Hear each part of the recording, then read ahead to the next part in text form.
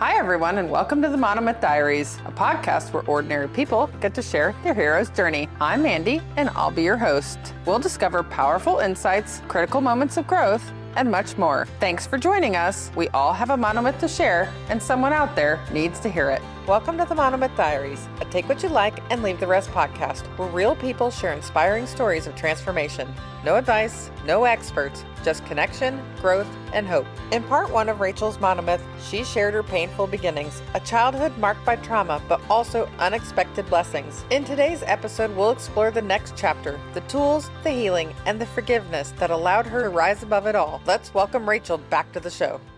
Welcome back to the Monomyth Diaries. Thank you for having me back. I'm excited to be back. I am excited to have you back again. For people just joining us, in our last episode, we just left off with you talking about the horrific assault that happened to you. And you had said when we were talking before about the hidden blessings and all the messes. Let's go there. 17 is when I had my assault. I'm sure long before that I had experienced blessings in disguise, but really hadn't acknowledged them or understood what that really meant. I didn't really start working on my path to understanding myself and taking accountability and all those things until I was probably that age where this big thing happened to me. It opened up my eyes to so many things. So when I had my daughter, I remember my grandma always used to say, blessings in disguise. We talked about that earlier. And I didn't really know what it meant, but I remember holding her in my arms and hearing my grandma's voice in my head saying, blessings in disguise. And I thought, even though it was far from my head at the time, it came to my head and I was like, that's what this means. Oh, yes. Like this baby.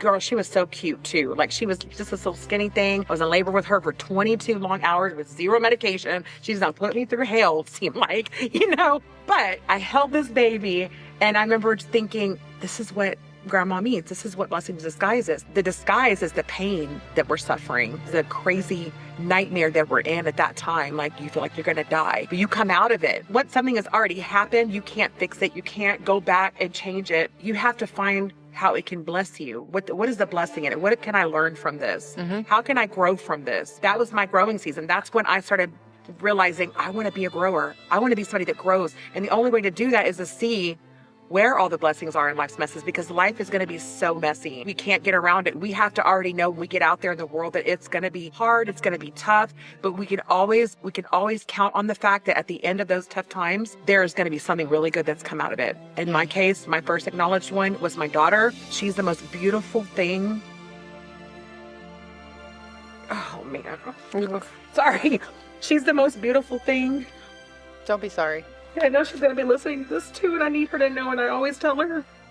Because she knows I'm doing these stories with people, and I don't want her to think she's just a story. Right. She is the biggest first blessing of my entire life. We have now access to DNA testing and all these things. My brother does the whole ancestry thing, and he found her family.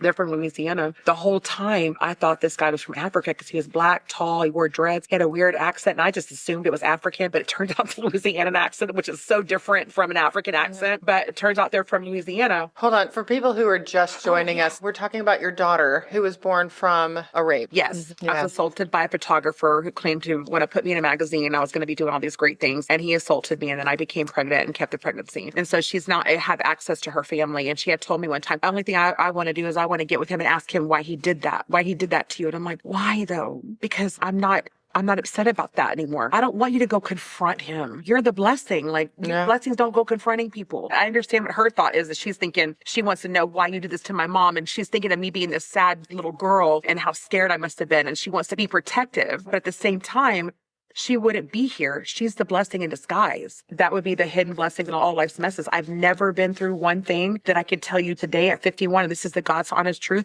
not me just trying to tell a story or trying to make people convinced of anything. But I've never, ever, ever not come out of something and seen the light and not had that aha moment of, oh, wow, that really hurt. But my God, look at this great thing. My son and I went through something just recently where I didn't get to talk to him for like 2 years. I was miserable. Miserable. Talk about depressed mom. I had 6 other kids, but it didn't matter. I needed my baby. And although that time happened, it was so sad and so hurtful. Guess what? I came out of it knowing I know now what it's like to be depressed. So I can also understand when other people are going through it. I don't just say, that's a really good point. I don't just say, oh, I understand that's got to be hard. No, I can say, I get it. And I know how to be there more for someone that's going through depression. I could never have been there before. So if you've not been through it, You can tell people all day, I know that feels, it's gotta hurt. My God, it's so sad. But when you've been through it, that was my blessing. That's one of the blessings for me, is that I will take on all the lessons that I can take, because that's what life is all about. I'll take all the lessons and then I'll use it to now be a blessing to someone else. I know my sponsor always tells me, when you're in these hard situations, pray and say, God, what am I supposed to be learning? And I know there's a message here. Yes. What is it? It's so true. Help me see it. It is so true. Like, I've never not learned something. By no worldly standard should I be the woman I am today. I should be broken. I shouldn't trust anyone. I shouldn't be full of love. I shouldn't have a big heart. But luckily, I was raised as a Christian. Oh, I was just going to say, let's talk about that, because I know we didn't talk about it in the last episode. Yes. Let's talk about your faith. I was rooted in Christ. My parents, no matter what their issues were, no matter what was going on with them, they'd call us a cab and send us to church, even if they didn't want to go. We were in church Sundays, Mondays, Wednesdays. I raised my kids in church. I was a youth pastor at a Methodist church. I've been a music minister at a Baptist church in the spring. I have been so rooted in Christ that even though I've not always done everything that's Christ-like, and I'm not always WWJDN, I am human. The fact that that was important to my parents to keep us in church, it was important to my dad. It's been important to me for my kids. Some of my kids are off the tracks now with that, but I know that God has already got them, and they're going to come back. They're coming back. You know, you're going to reel them back in. Once God gets a hold of you, there's no coming back from that. You can go off the tracks and you can mess around and do some crazy things, but you're always going to have that conviction. Once the Lord gets on your heart, you don't get to do dumb things without feeling heavily convicted. I'm serious. I can't even tell a lie. If I try to white lie something, I'm like, oh my God, gosh, why can't I just said the truth? Because I'm not going to lie. I'm not going to lie. I can't say I've never lied about anything, or I've not lied to maybe think I'm preserving someone's feelings or whatever. But the period is, you're never supposed to lie, right? Right. And you end up circling back. You're like, fine. You do. I'm like, Jesus. And I've told the Lord, I've been mad at God so much sometimes. I'm like, get off of me. Get away from me. Like, let me do this. You're irritating me, you know? Because he is that still small voice. He is that small voice in there that guides you along. And if you listen to it, he will take you to the most amazing places. And that's what he's done. He does not control people. Right. He doesn't control me. He doesn't control you. He didn't control the guy that did what he did to me. That was all evil. There's devil and then there's God. Right. People have said, why does he allow things to happen, bad things to happen? I can't give you the answer to that. He doesn't allow it. There's Satan and there's devil. You got these two entities out here. There's bad people. There's good people. But what he will do is he will allow you to come out of that stronger, smarter, wiser, more resilient. If you allow that to happen, he gives you that. So there's a lot of people running around without the Lord right now that have been through things that you and I've been through that can't do what we're doing right now. Right. I love that you have such a strong foundation. And I think that you've learned all of these things, love, forgiveness, joy, all the lessons I think you've learned because you've had such a nice, firm foundation in the beginning. And there's so many people who don't have that. And they don't. You know, like myself, I didn't have that until just recently in my life. And I, it's been a journey for me, 20 years in the making of learning all of these things. Like, what a blessing for you that you had it from your grandmother and your dad, who were great examples for you. Right. Yeah, so that's a big tool for you, is leaning on your faith. Yeah, and for sure. And scripture. You're in the Word. So tell us, do you have any favorite scriptures that you live by? Well, I love the Proverbs 31:25, which is, she is clothed in strength and dignity and laughs without fear of the future. Because even though we can go through hard things, it's hard is exactly that. I feel all the feelings, the anger and all that stuff. I can still smile and know that at the end of this, the outcome is going to be something good. So that's one of my favorite ones. Another one is, it's going to sound a little weird because it sounds kind of ugly. Don't cast your pearls among swine. Why I like that, or how it's helped me, is that it's not me being judgy to people and saying, I'm not going to be your friend because you're swine or whatever. It's me understanding the boundaries of life. That's a scripture that guides me to understanding that we have to set up boundaries. That even in the Bible, God says, don't cast your pearl among swine. He means that there's going to be bad people out there. Yeah. He knew that. He loves them. That's his job. And we can love him too. We don't even have to know. Our whole purpose is just to love. We can just love, right? He loves the swine people and he forgives the swine people. And he's telling you, these people are going to be out there. Be watchful for them. Guard your heart. Watch these people are going to come. So don't make sure that when they do, you're protecting yourself. You know, don't take all this beauty that I'm giving you, because not everybody's going to be beautiful out there. Yeah. Don't take your pearls and all these precious gold and diamonds and all the things that all the value of yourself, and just give them away. Because then you can't just be giving all that away all the time. So what do you have left for yourself? You know what I mean? Yeah.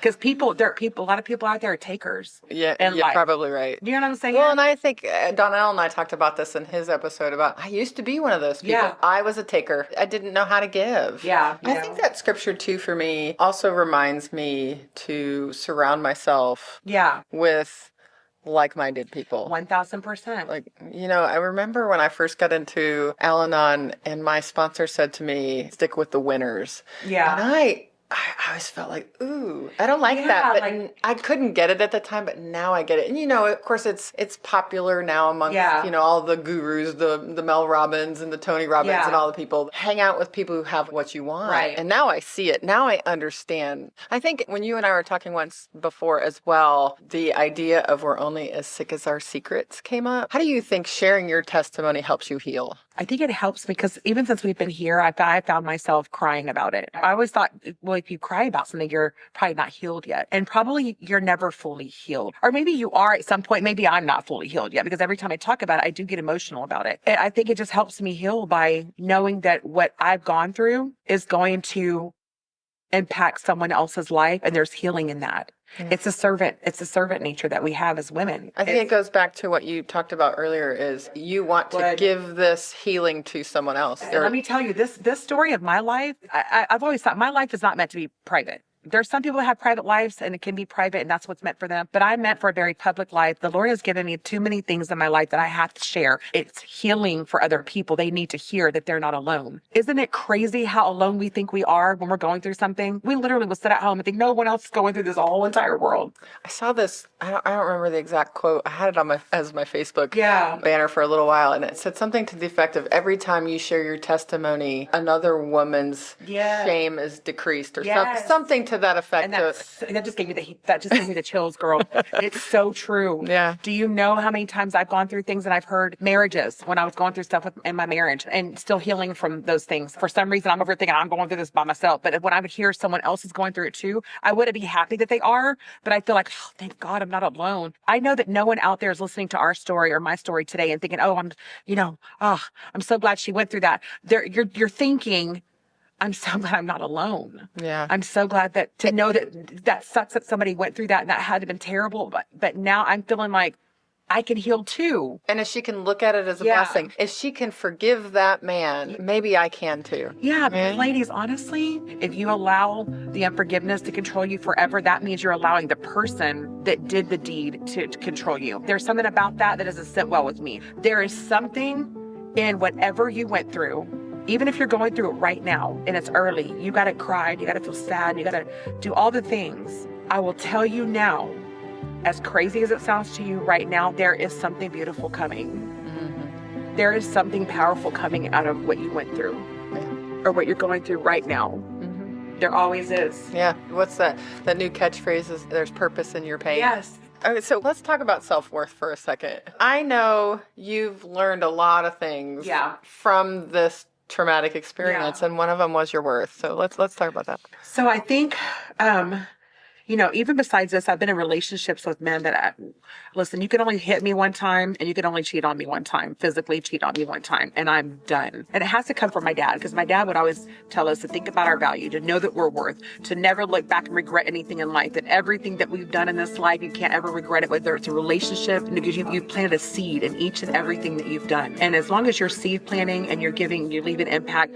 you can't regret that. I've lived a regret-free life. But my dad was a big part of why I feel value, why I feel beautiful. When I've been through relationships where men have cheated on me, or I was sexually assaulted, or I've been slapped or hit, they made me feel the increase in my value. Mm. You know how some women will feel decreased in value? I've been there. I've felt the decrease. Yes. And I know, right? I know. This is just my mindset. Doesn't mean that everyone has to feel this way, and I'm shaming anyone that doesn't. No, I love this mindset. I have always felt like, I remember when I started my group, my Kind of Beyoutiful group, the women would come through and it would be like, this happened to me and I've gained weight and I'm hurt because my husband cheated on me, and if I would have done this and this would have never happened. They're blaming themselves. They decrease their value and think that they weren't worthy of this man. That's why he went somewhere else. Right. And it's not that.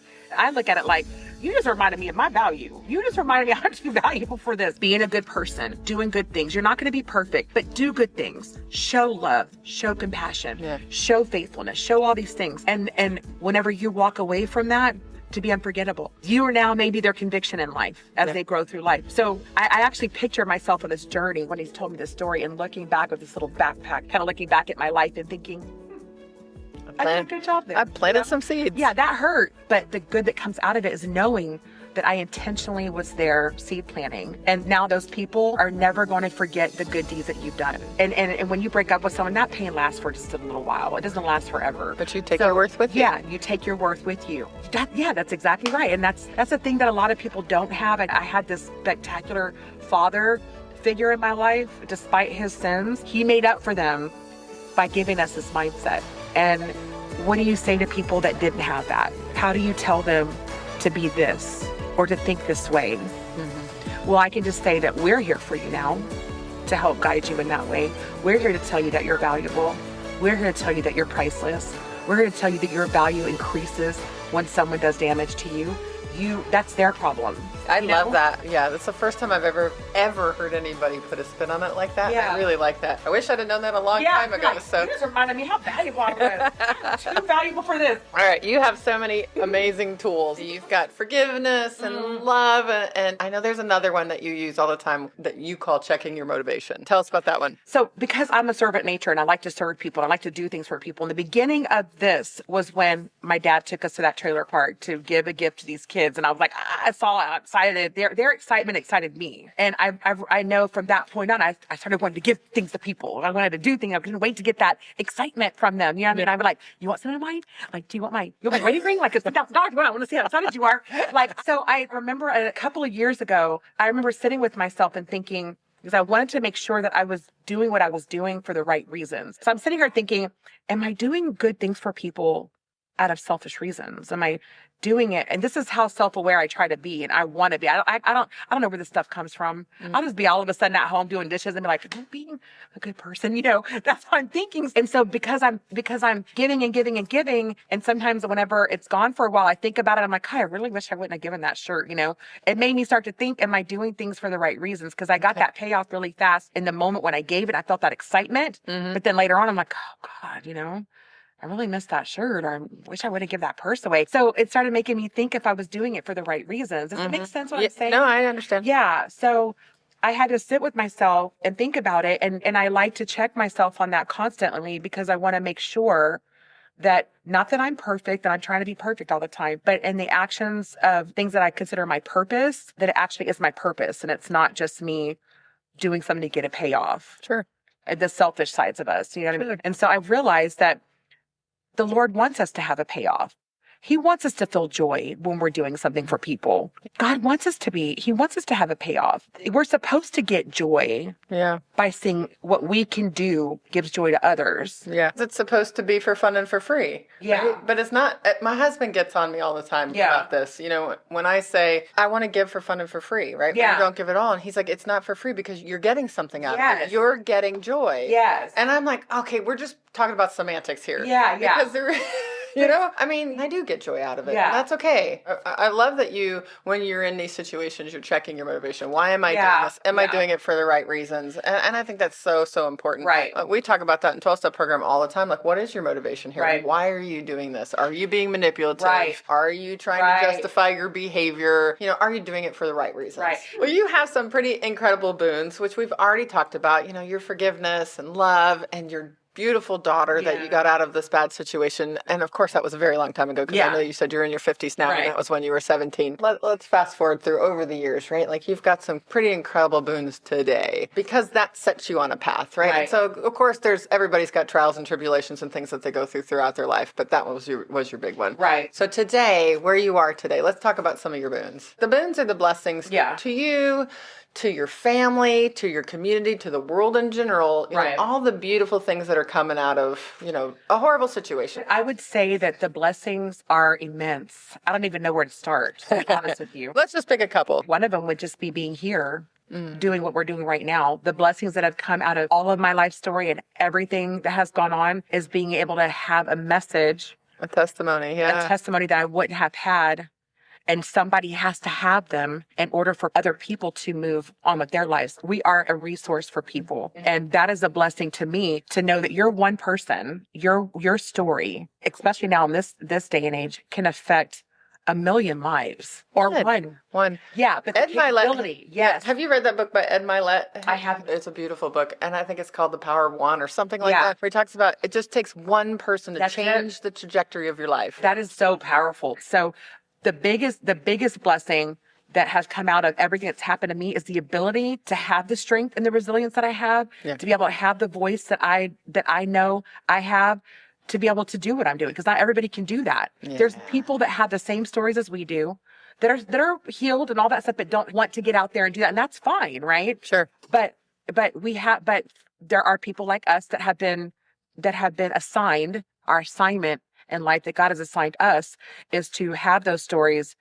to be public, so that people can be blessed by them, so that people can hear them, that people can feel they're safe, that people can feel like they're understood and all, not alone. That's the biggest thing. So that's one of the big blessings of all of this. I'm honestly amazed at my children. I'm amazed at my daughter. It has been a blessing to see the amount of strength that I'm really capable of having. I'm sure you parent so differently because you had that awful situation where you got to go, this is what my grandma meant. This is what my dad meant. And truly own it, take it, move forward, and parent with it. And I did. And if you were to ever meet my kids, they're the most open, raw, truthful, accountable people you will ever meet. We beat the odds with my four very productive children, very independent, very loving, very thoughtful, very much people that people want to go to talk about their problems. They have this power that people are drawn to them. And I parented them without coddling.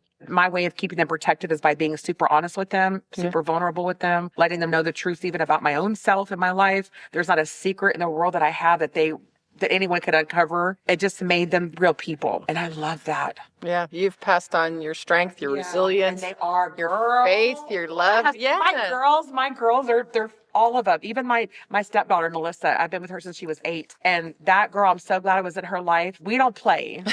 We don't. And I love that. Good women, but they have a backbone. Yeah. And I have 2 boys that were raised by a mom. I have 4 boys, but my 2 boys raised by me, only me. They're very sensitive because they were raised by a mom, very emotional, very loving. Oh, you've passed on your emotions to them. I'm like, I'm sorry. So many blessings. So many blessings. Sorry, baby.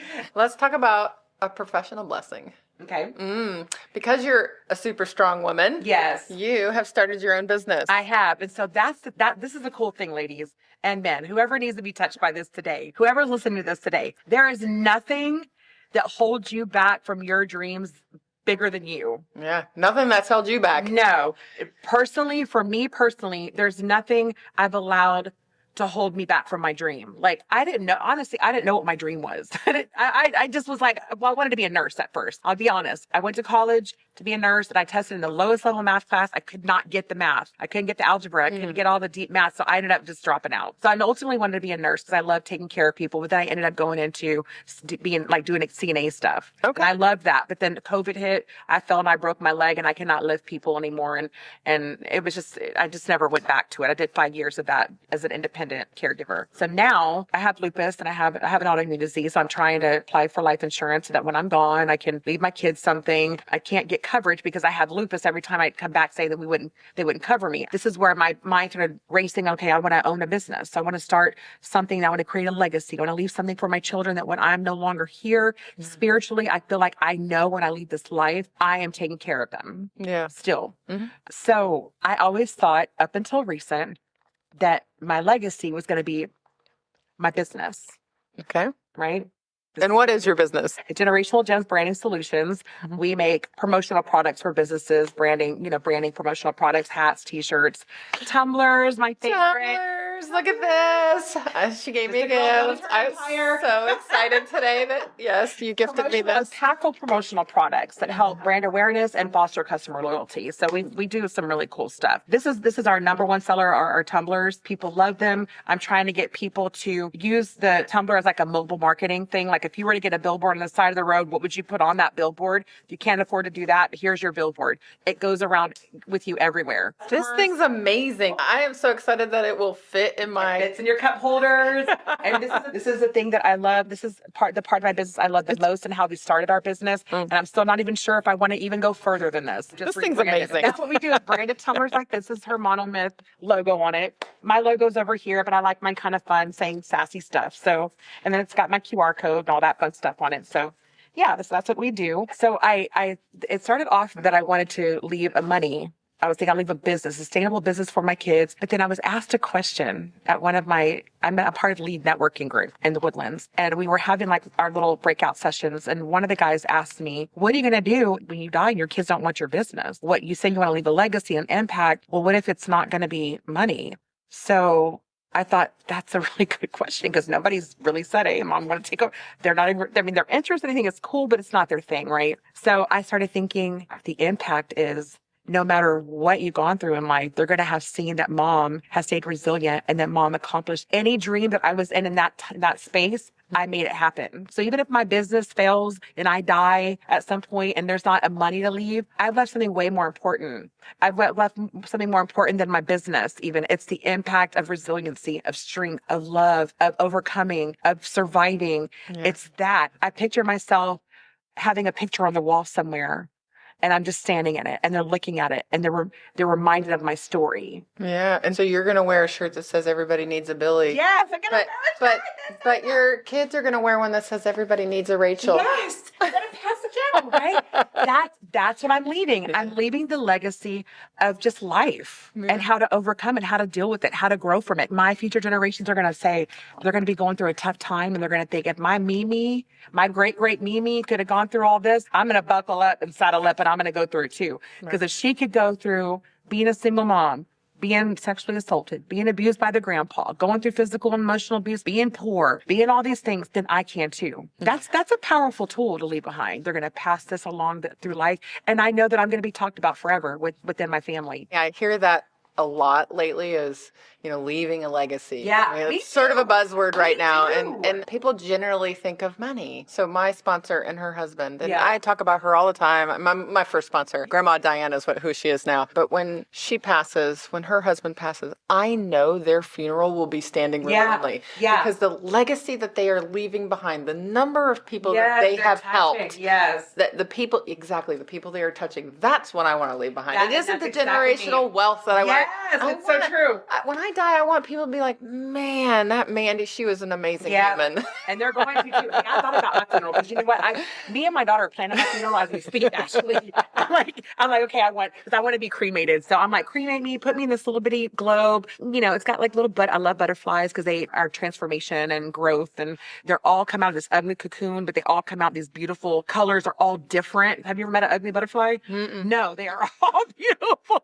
You never find one the same. It's much like us as women, or as much as like us in life. The only thing that we all have in common is that we're different. Well, Rachael, thanks again for being willing and courageous to share your story. I know that it's really, really hard to look at those traumatizing situations again. Be in them again, kind of, because you almost feel like when you're talking about them, you're there. To get at the feeling and emotion of it, you have to almost put yourself back there. Again, the real runs again. I know that I have some of those situations that replay all the time. I can see them in color like it was yesterday. Yeah. So truly appreciate you being open and vulnerable. We end every episode with an attitude of gratitude. It's your opportunity to uplift any heroes in your life, mentors, important people who've been part of your transformation. I would say the very first person I'm going to always be uplifting is my dad. He's my hero. He is 1,000%.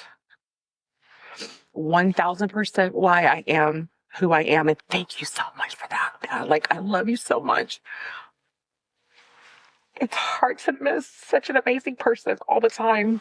He is huge, and our family has changed forever because he's gone. Yeah. That's what an impact he was. Oh, I love you so much, and I miss you so much, and I thank you so much for being everything that you were, everything included. I'd also like to thank my stepmom, because although things haven't always been great, I will tell you now, she is a lot of the reason why I'm a powerhouse. She is a powerhouse. She owns the runway, girl. She's bossy. She don't take no for an answer. And I haven't mentioned her enough. She is probably one of the biggest reasons why I'm a powerhouse, why I am like unstoppable. And I look up to her for showing me how to be successful. And she definitely supports me in my success. So I want to thank my mom, Laura, for being that for me. I love you so much. And then I have met some really great women along my journey. And I thought I would never make great friends again. I thought I was done at 51 making great friends. And I just wasn't going to have any more great friends because I've had such a weird relationship through years with women. And I don't really know why. I've never met women like you or like Stephanie or like Fosca, you ladies and Tracy and Leslie King. Like, since I've been in my networking community, I have met some amazing, strong women. When you talk about being like-minded and being in the presence of women that are on fire, I've never been in a room full of women on fire all at one time. Not that y'all have all been in the same room at the same time, but it feels like you're in the room all at one time. As a grown woman, having camaraderie, I guess, with other grown women that are on the same path as me, that no one can understand what I'm going through like y'all can, being a business owner, going through the hard times, speaking about your stories. I never thought I would find that. I will tell you now that women like y'all are rare to me. I feel like now I'm getting into the networking and I'm finding more women like that. I'm like, there you all are. I'm like, you know what I'm saying? Right. I'm 51, just finding all these ladies. I'm like, what on earth? And I understand. Scared. I'm 48 doing the same thing. Yes, and I get scared. I'm not going to say I don't get a little scared because I think I never want to lose this. I never want to lose this momentum. I never want anyone to feel like threatened by me. I never want to be threatened by any of them. This has been all the issues in life with friends in general and in the past. I just want this wholesome relationship of women that we all understand that we have our own power, our own strengths, and we bring those together and we rock this world with our stories, with our presence, with our businesses. I'm fully supporting even people that do the same thing I do. There's a million people in the world. There's enough people in the world to do for anyone. I support all businesses that you can make tumblers and you can make t-shirts and let's all hang out together.